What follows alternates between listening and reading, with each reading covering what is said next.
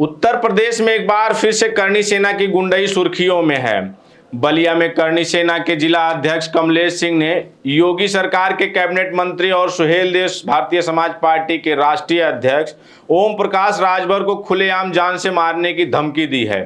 यह धमकी social media के जरिए दी गई, जिसमें कमलेश सिंह ने लिखा, मैं ओपी राजभर को गोली मार दूंगा। इस धमकी ने न सिर्फ सियासी हलकों में हड़कंप मचा दिया, बल्कि योगी सरकार के कानून व्यवस्था के दावों पर भी सवाल खड़े कर दिए हैं।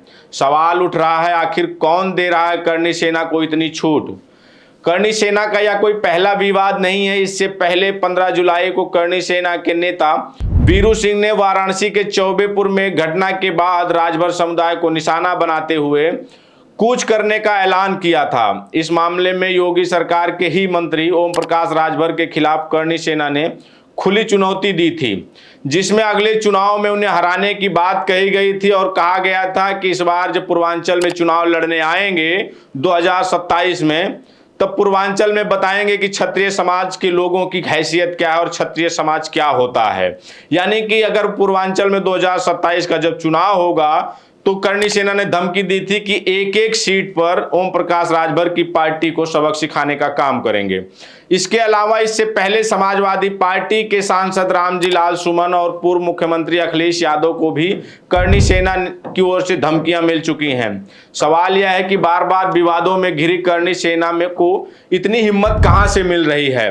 बलिया में कमलेश सिंह नामक शख्स, जो कथित तौर पर करनी सेना का जिला अध्यक्ष है, ने फेसबुक पर पोस्ट डालकर ओम प्रकाश राजभर को गोली मारने की धमकी दी। इस पोस्ट के बाद ओपी राजभर के बेटे अरुण राजभर ने रसना थाने में तहरीर दी और केंद्रीय गृह मंत्री अमित शाह को पत्र लिखकर अपने पिता के लिए जेड श्रेणी की सुरक्षा मांगी। पुलिस ने जांच शुरू की है, लेकिन अभी तक कोई ठोस कार्रवाई नहीं हुई है। यह धमकी उस समय आई जब हाल ही में वाराणसी के चौबेपुर में एक आपराधिक घटना को लेकर करनी सेना और राजभर समाज के बीच तनाव चरम पर है। मुख्यमंत्री योगी आदित्यनाथ बार बार दावा करते हैं कि उत्तर प्रदेश में कानून का राज स्थापित है, लेकिन करनी सेना की बढ़ती गुंडई और खुलेआम दी जा रही धमकियां इस दावे की पोल खोल रही हैं। समाजवादी पार्टी ने तो करनी सेना को बीजेपी की बी टीम तक करार देते हुए आरोप लगाया है कि करनी सेना को सत्ताधारी भाजपा का संरक्षण प्राप्त है, जिसके चलते वह बिना किसी डर के इस तरह की हरकतें कर रही है। उत्तर प्रदेश की सियासत में योगी सरकार पर ठाकुरवाद को बढ़ावा देने के आरोप लंबे समय से लगते रहे हैं। करनी सेना, जो खुद को क्षत्रिय संगठन के तौर पर पेश करती है, उसकी गतिविधियां इन आरोपों को और हवा दे रही हैं। चाहे वह राजपूत समाज के गौरव की बात हो या फिर अन्य समुदायों के खिलाफ धमकियां, करनी सेना की हरकतें इस सवाल उठाती हैं कि क्या योगी सरकार में कानून सबके लिए बराबर है। ओम प्रकाश राजभर, जो पिछड़े वर्ग के बड़े नेता हैं, को दी गई धमकी को लोग स्वर्ण बनाम पिछड़ा की सियासत से भी जोड़कर देख रहे हैं। समाजवादी पार्टी के नेता अखिलेश यादव करनी सेना को योगी की सेना बता चुके हैं, जो संविधान और कानून का मखौल उड़ा रही है।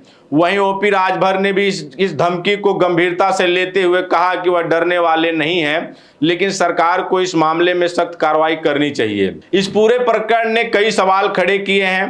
पहला, करनी सेना को खुली छूट क्यों मिल रही है? दूसरा, क्या योगी सरकार की कानून व्यवस्था की नीति में खोट है, जो इस तरह की धमकियां देने वालों पर नकेल नहीं कस पा रही है? और तीसरा ये कि क्या ठाकुरवाद के आरोपों में सच्चाई है, जिसके चलते करनी सेना बेखौफ होकर इस तरह की हरकतें कर रही है और सरकार की तरफ से करनी सेना के ऊपर अब तक कोई ठोस कार्रवाई नहीं की गई है।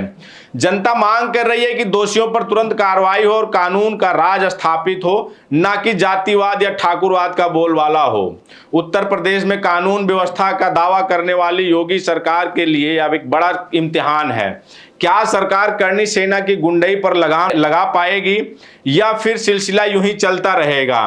पहले रामजी लाल सुमन, उसके बाद अखिलेश यादव और फिर ओम प्रकाश राजभर। यह देखना दिलचस्प होगा। हमारी नजर इस मामले पर बनी रहेगी।